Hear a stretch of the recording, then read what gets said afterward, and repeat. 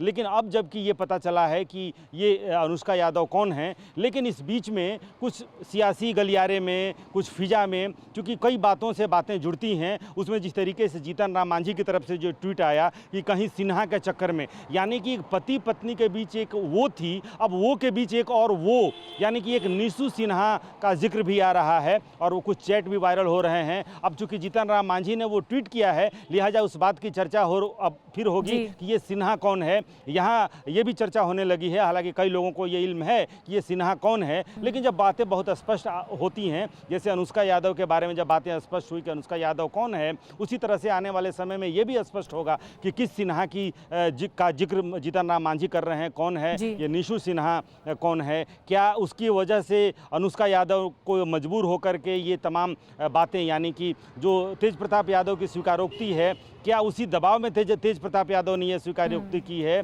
और ये तमाम बातें सिर्फ तेज प्रताप यादव ने एक खुलासा किया अपने निजी जीवन से संबंधित, उसके बाद से कई चीज़ें इसमें फिजा में इस वक्त तैर रही हैं, कई तरह की चर्चाएं इस वक्त, लेकिन जहां मैं खड़ा हूं वहां पर खामोशी है। और ये खामोशी थोड़ी देर बाद, यानी कि कोलकाता जाना है, पूरे परिवार को कोलकाता जाना है। तेजस्वी यादव कोलकाता चले गए हैं, जहां पर उनकी पत्नी है यहाँ पर, और परिवार में कुछ खुशियां आने वाली हैं। सवाल यही है रुपेश की खामोशी टूटती कब है, ये चुप्पी कब आखिर टूटेगी? तेज प्रताप यादव कुछ बोल नहीं रहे हैं और अब तक कई चर्चाएं हो रही हैं, जैसा कि आप बता रहे हैं। सिन्हा कौन है ये भी चर्चा हो रही है, जीतन राम मांझी के पोस्ट के बाद ये चर्चा हो रही है, और अनुष्का यादव के बारे में भी कई जानकारियां सामने आ रही हैं। रुपेश, नजर बना के रखिए, अब इंतजार करना होगा कि तेज प्रताप यादव बोलते कब हैं।